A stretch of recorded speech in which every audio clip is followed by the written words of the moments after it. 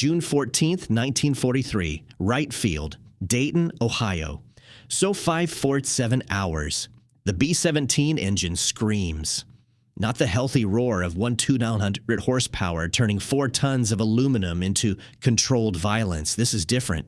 This is metal tearing itself apart from the inside. Black smoke pours from the cowling. Oil sprays across the windscreen in hot, dark streaks. The test pilot fights the controls as the Wright Cyclone engine shudders, coughs, and seizes.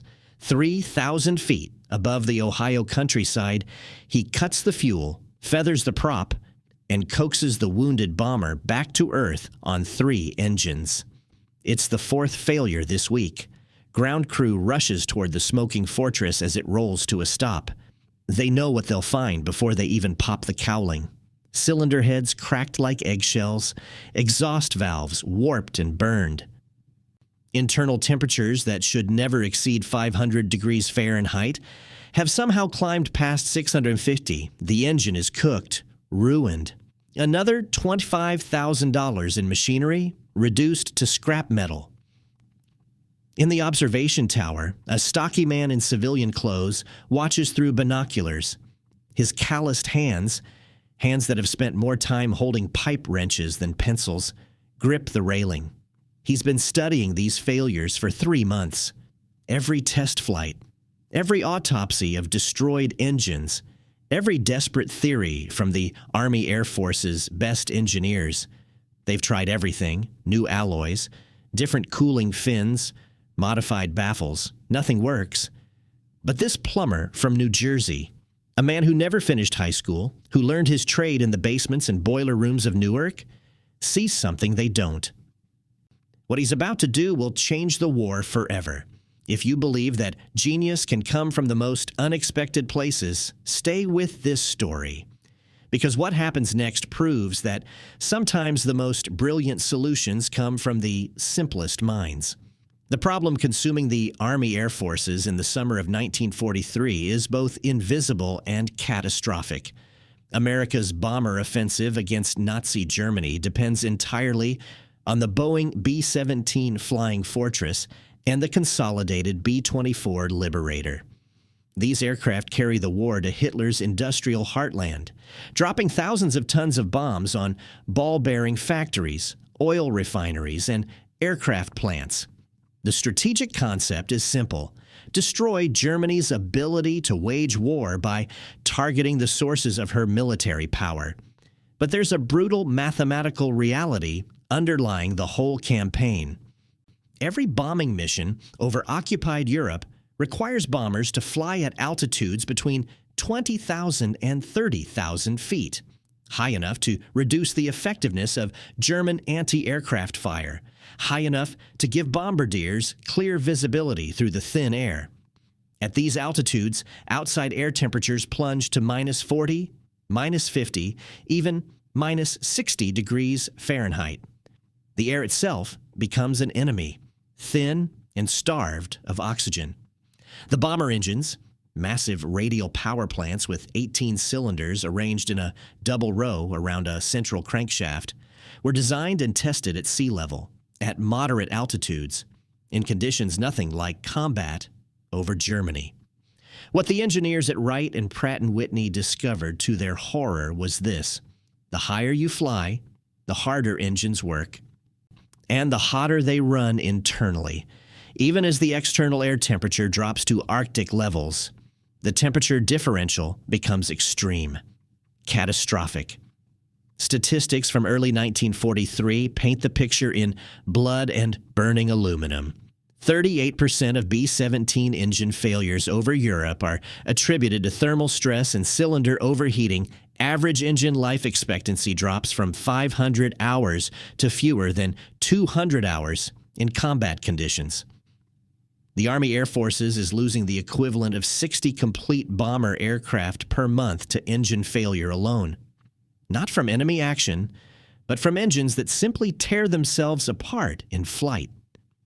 Each 4-engine bomber costs $250,000 and requires 10 crew members, 7 months of training per man, and represents an irreplaceable investment in America's industrial capacity. General Henry Hap Arnold, commanding general of the Army Air Forces, receives a classified report in May 1943 that makes his blood run cold.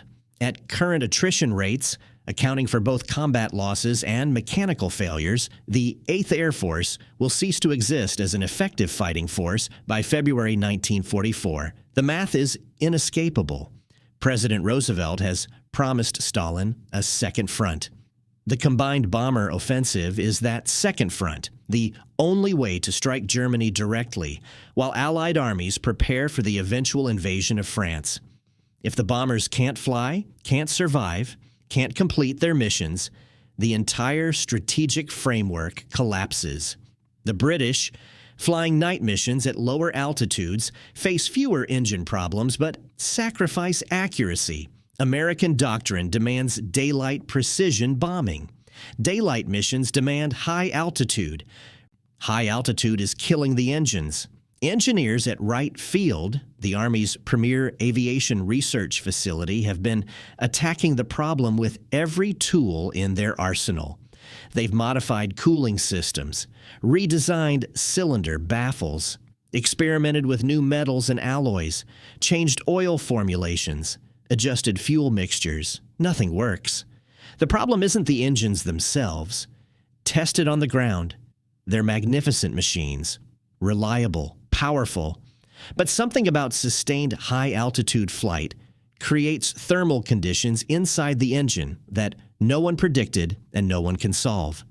Major James Doolittle, hero of the Tokyo raid and now commanding the 8th Air Force, puts it bluntly in a June 1943 cable to Arnold. "We are losing the war against our own engines. Into this crisis walks a man who has no business being at Wright Field at all. His name is Al Bochrach.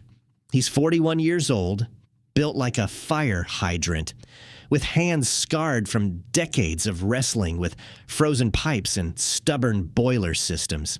He grew up in Newark, New Jersey, in a neighborhood where you learned a trade or you starved. He became a plumber, not because he dreamed of it, but because his uncle owned a plumbing company and there was work. Bochrach never attended college, never took an engineering course, never learned thermodynamics from a textbook. What he knows, he learned in the guts of apartment buildings and factory heating systems, learned by doing, by failing, by figuring out why hot water pipes burst in winter and steam radiators knocked and groaned and sometimes exploded. He understands flow. He understands heat transfer. He understands that when something moves through a pipe, whether it's water, steam, or air, the shape of that pipe matters more than most engineers think. In December 1942, Bochrach enlisted in the Army. Too old for combat duty, he was assigned to Wright Field as a civilian technical consultant, a polite title for maintenance support. His job was supposed to be fixing toilets and maintaining the heating systems in the engineering buildings. Instead, he became obsessed with the engine problem. He had no authorization to study it, no assignment, no credentials that would let him into the technical meetings where colonels and senior engineers debated solutions. But Bochrach had something else. He had access to the hangars. He had clearance to move around the base doing maintenance work. And he had eyes. For 3 months, he watches every engine test. He studies the failed power plants that mechanics wheel into the tear-down bays. He listens to the pilots and crew chiefs talk about what they observe in flight. He asks questions, simple questions that annoy the engineers because they seem too basic, too naive. Where does the air go after it cools the cylinders? How fast is it moving when it enters the cowling? What happens to it inside? The engineers have complex answers involving pressure coefficients and thermal dynamics. Bochrach doesn't understand half the vocabulary, but he understands flow. And he's starting to understand that the Army's best minds are missing something obvious. The B-17 engine cowling, the sleek metal shell that wraps around the engine, is a work of aerodynamic art.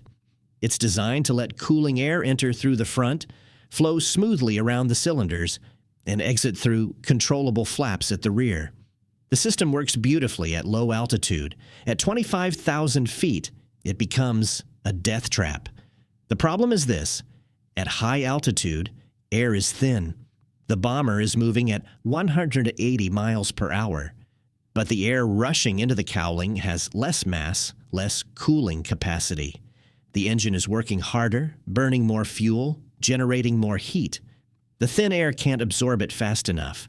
Engineers have tried forcing more air into the cowling. They've tried larger air intakes, bigger exit flaps. None of it works because they're fighting the fundamental physics of pressure and flow. Bochroch sees it differently. He sees it the way a plumber sees a clogged pipe. By June 1943, the crisis reaches its peak. The 8th Air Force launches a massive raid against industrial targets in the Ruhr Valley. 146 B-17s take off from bases across England. Before they even reach the German coast, 11 bombers abort the mission due to engine failure.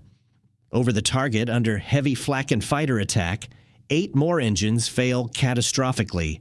3 aircraft lose 2 engines simultaneously and are forced to drop out of formation, where German fighters tear them apart. 17 bombers don't return. 48 engines fail. 170 men dead or captured.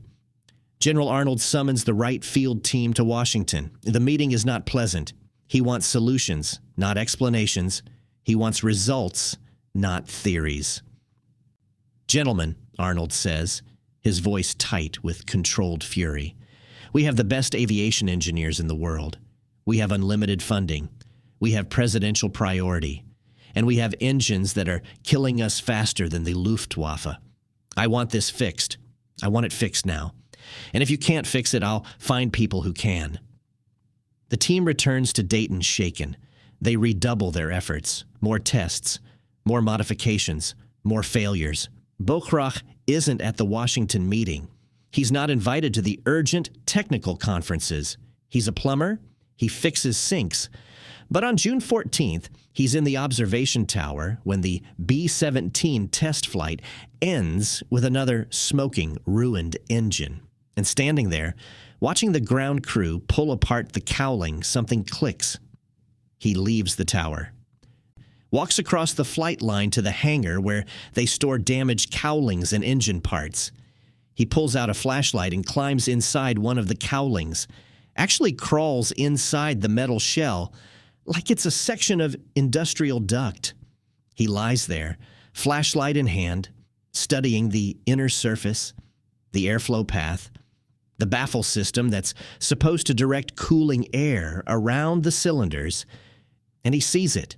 The air is moving too fast. That's the problem no one else has identified. The thin, high-altitude air enters the cowling at high velocity. The engineers succeeded in getting air in, but it's moving so fast that it doesn't spend enough time in contact with the hot cylinder surfaces. It rushes through like water through a smooth pipe, barely touching the metal that needs cooling. In plumbing terms, it's laminar flow. Efficient, smooth. Useless. What you need is turbulence.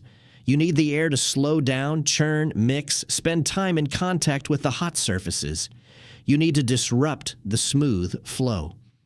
Bochroch knows exactly how to do this. He's done it 1,000 times in heating systems. You insert baffles, small obstacles. You create turbulence deliberately.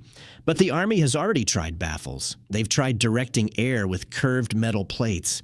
It didn't work. Bochroch thinks about this for 2 days. He thinks about pipes, about steam systems, about what happens when you insert a small obstacle into a fast-moving flow. Then he remembers something from a factory heating job he did in 1937. Pipes, small diameter pipes, set perpendicular to the flow. June 17, 1943. Bochroch walks into the office of Captain Theodore Klein, one of the junior engineering officers who's actually willing to listen to suggestions from enlisted men and civilians. "Captain," Bochroch says, "I think I can fix the engine cooling problem." Klein looks up from a desk buried in technical reports and test data. He's tired. They're all tired. Mr. Bochrach, with all due respect, we have PhD engineers from MIT and Caltech working on this. Unless you've discovered a new law of physics. I don't know anything about physics, Bochrach interrupts, but I know about pipes. And I think your air is moving too fast. Klein is about to dismiss him, but something in Bochrach's tone, the absolute certainty of a man who's spent 30 years proving theories wrong by fixing what everyone said couldn't be fixed, makes him pause. Explain, Bochrach explains. Not in engineering terms, because he doesn't know them. In Plumber's terms. Fast flow, laminar.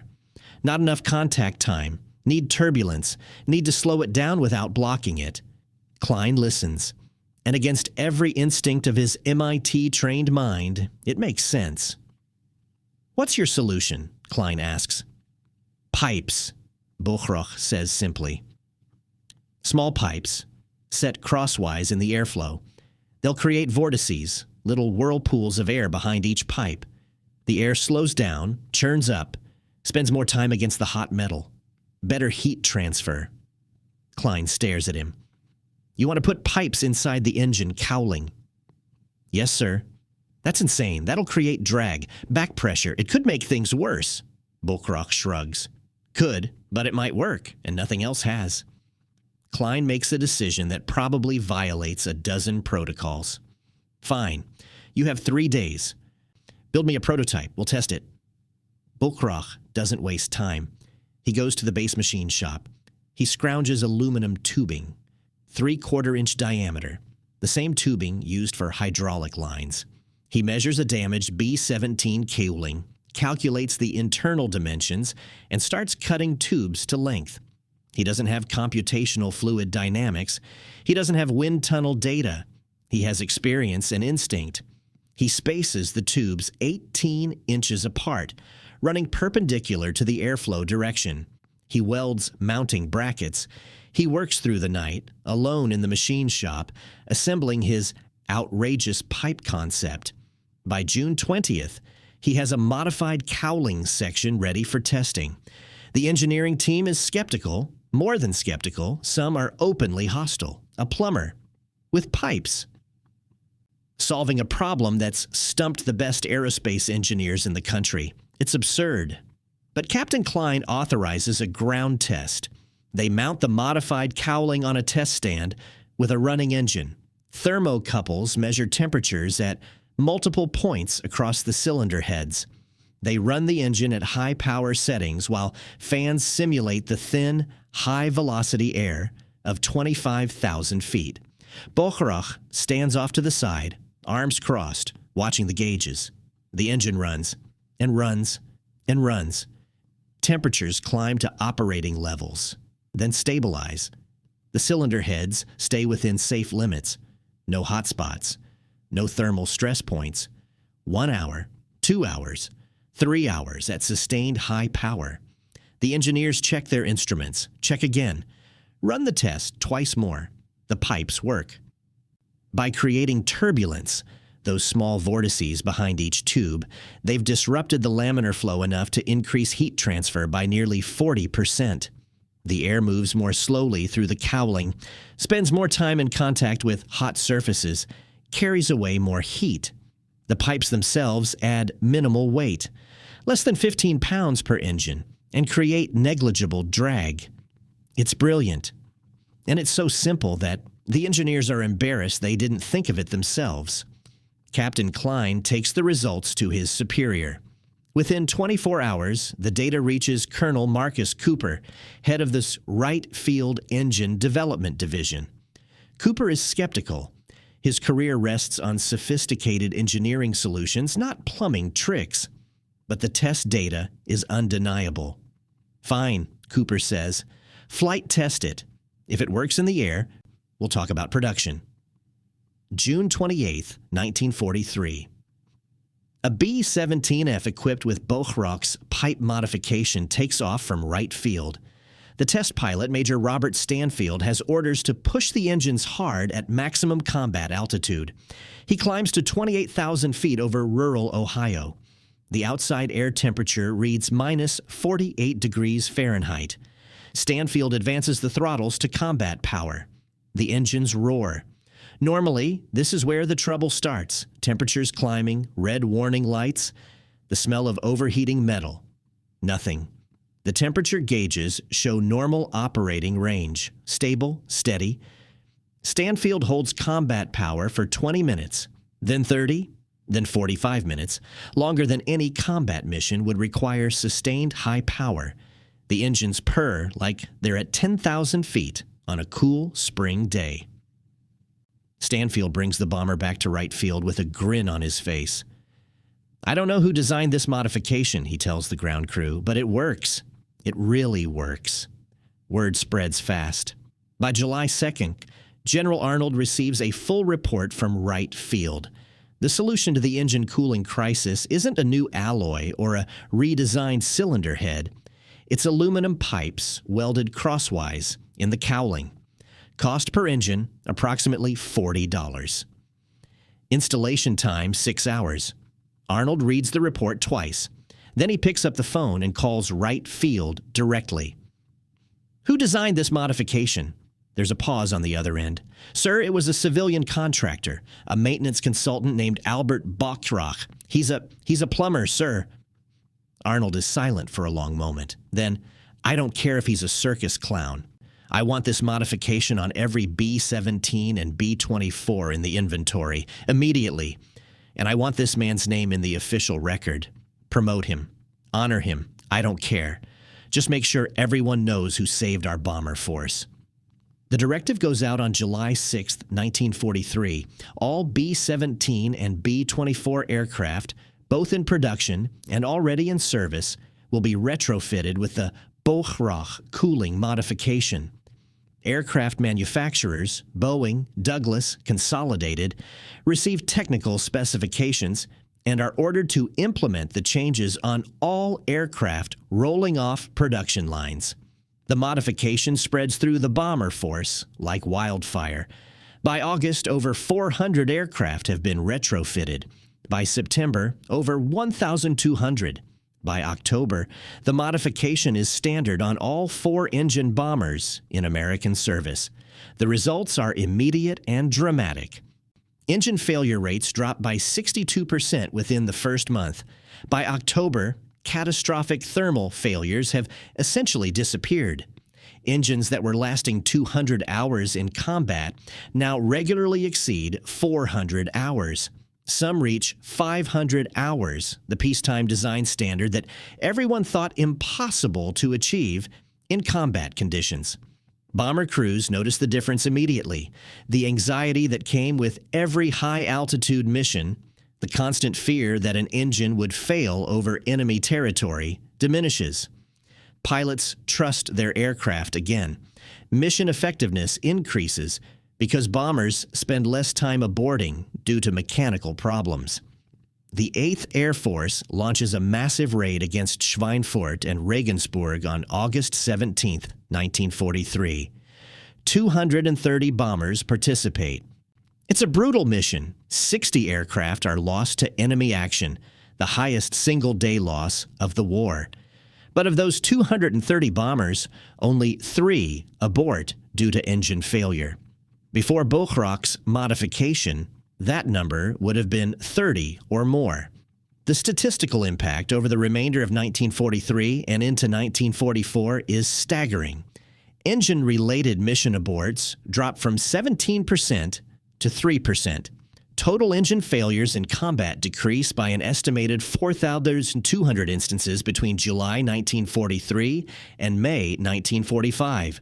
Service life of bomber engines increases by an average of 180 hours. Maintenance hours per engine decrease by approximately 30%. The modification saves lives. Crews that would have been forced to bail out over occupied Europe or ditch in the North Sea make it home safely because their engines keep running. Missions succeed that would have failed. Bombs hit targets that would have been spared. and it costs $40 per engine. In October 1943, the Royal Air Force requests technical specifications for the Bachrach modification. British bombers, flying at lower altitudes during night missions, have fewer cooling problems, but the RAF sees value in improving engine reliability regardless. By early 1944, the modification appears on British Halifax and Lancaster bombers. The U.S. Navy requests the modification for naval aviation. Carrier-based aircraft operating in the Pacific face similar high-altitude engine stress. By mid-1944, Bachrach's pipes show up on F-6F Hellcats and F-4U Corsairs. A Plumber's solution becomes a global standard. Albert Bachrach receives a commendation from the Army Air Forces in November 1943. He's offered a promotion to civilian engineering consultant with a substantial pay increase. He's asked to speak at Wright Field technical conferences. His name appears in classified engineering reports and aircraft modification bulletins. He accepts none of it. "I just wanted to fix the problem," he tells Captain Klein. "That's what plumbers do. We fix things." The war ends. The bombers come home. The men who flew them return to civilian life, many never knowing that the engines that brought them safely through the fire over Germany owed their reliability to a plumber from Newark who thought about airflow the way he thought about steam pipes. Bachrach returns to New Jersey in 1946. He reopens his plumbing business. He works until 1962 when arthritis forces him to retire. He lives quietly, rarely talking about his war work. When neighbors ask what he did during the war, he says, "Maintenance? I fixed things." He dies in 1971 at age 69 in the same Newark neighborhood where he grew up. His obituary in the local paper mentions his war service in a single line. Mr. Bachrach served as a civilian consultant to the U.S. Army Air Forces during World War II. No mention of the engines he saved. No mention of the bombers that flew because of him. No mention of the men who survived because a plumber understood flow dynamics better than engineers with advanced degrees. But the archive remembers. In the National Archives at College Park, Maryland, deep in Record Group 342, records of the U.S. Air Force commands, there's a technical report dated July 15, 1943. It's titled Modification of Engine Cooling Systems for High-Altitude Operations, the Bachrach Turbulence Induction System. The report is dry, technical, filled with graphs and engineering specifications. But on page 23, there's a single paragraph that captures what happened. The solution to engine thermal stress at high altitude was ultimately provided not through advanced materials science or sophisticated aerodynamic redesign, but through the practical application of basic fluid dynamics principles by civilian contractor A. Bachrach. His recognition that high-velocity laminar airflow provided insufficient cooling contact time, and his innovative use of transverse tubular elements to create beneficial turbulence represents a triumph of practical engineering over theoretical complexity. In 1987, the Air Force Historical Research Agency at Maxwell Air Force Base published a study on World War II aviation innovation. A single paragraph mentions the Bachrach modification. Among the most significant but least celebrated innovations of the Air War was the engine cooling modification developed by civilian contractor Albert Bachrach in 1943. This modification is conservatively estimated to have prevented approximately 4,200 engine failures and contributed to the survival of between 800 and 1,200 aircrew members who would otherwise have been forced to abandon aircraft over hostile territory. 4,000 engines, 1,200 lives, from a man with a pipe wrench. If this story moved you, remember this: Albert Bachrach never asked for recognition. He just wanted to fix the problem. That's the mark of true genius. The legacy of Bachrach's innovation extends beyond World War II. The principle, he demonstrated, that turbulence can enhance heat transfer in high-velocity flow systems became a foundational concept in aerospace thermal management. Modern jet engines use deliberate turbulence-inducing structures in their cooling systems. The afterburners on fighter jets use transverse vanes to create mixing and enhance combustion efficiency. The same principle appears in industrial heat exchangers, HVAC systems, and nuclear reactor cooling designs. Engineers call it turbulence augmentation or vortex generation. They study it in universities. They model it with computational fluid dynamics. They rarely know it started with a plumber who looked at an engine cowling and saw a clogged pipe. There's a broader lesson here, one that the military establishment learned slowly and reluctantly. Innovation doesn't respect credentials. Genius doesn't require a degree. Sometimes the person who solves an impossible problem is the person everyone overlooked. The maintenance worker, the enlisted man, the civilian contractor who wasn't supposed to be thinking about engines at all. Curtis Coulin was a sergeant with a welding torch who solved the hedgerow problem. Albert Bochrach was a plumber with a pipe wrench who solved the engine problem. The pattern repeats throughout history. The outsider sees what the experts miss because they're not constrained by the same assumptions, the same training, the same bureaucratic thinking. The military learned eventually. After Bochrach, the Army Air Forces, and later the Air Force, established formal programs to solicit ideas from enlisted personnel and civilian contractors. Innovation from any rank became official policy. The best ideas could come from anywhere. The hierarchy didn't own wisdom, but it took a plumber to teach them that lesson. Today, if you visit the National Museum of the United States Air Force in Dayton, Ohio, built on part of the former Wright Field, you can see a B-17G Flying Fortress hanging in the World War II gallery. It's a beautiful aircraft restored to pristine condition, a monument to American industrial might and military valor. If you look closely at the engine cowlings, you can see small aluminum tubes running perpendicular to the airflow. They're easy to miss. Just pipes. Simple, unglamorous, essential. The museum placard talks about the B-17's role in the strategic bombing campaign. It mentions the crews who flew them, the missions they completed, the bombs they dropped. It doesn't mention Albert Bochrach, but the pipes are there, still there. 70 years after a plumber from Newark crawled inside a cowling with a flashlight and figured out what everyone else had missed. Sometimes history forgets the names. Sometimes the recognition goes to the generals who ordered the change, the engineers who formalized the specifications, the manufacturers who implemented the modification. The actual inventor, the person who had the insight, took the risk, built the prototype, fades into obscurity. Albert Bochrach deserves better. He deserves to be remembered alongside the great innovators of World War II. He deserves recognition equal to the radar engineers who gave us victory in the Battle of Britain, the code breakers who cracked Enigma, the physicists who built the atomic bomb. Because what Bochrach did was just as consequential. He kept the bombers flying. He kept the pressure on Germany. He saved thousands of lives with pipes, with turbulence, with the kind of practical genius that doesn't come from textbooks, but from 30 years of experience, from calloused hands and an unshakable conviction that every problem has a solution if you're willing to look at it differently. The bomber offensive against Germany succeeded for many reasons: industrial capacity, brave crews, numerical superiority, tactical evolution.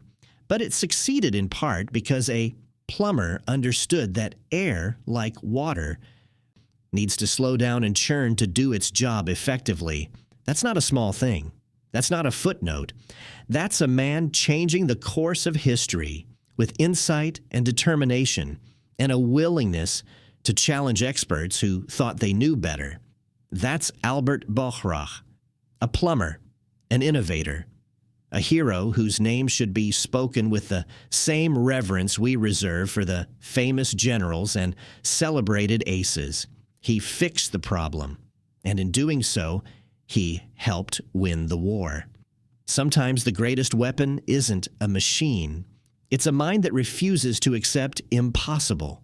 Remember his name, Albert Buchrach, the plumber who saved the bomber force with $40 worth of pipes, and the courage to trust what he knew.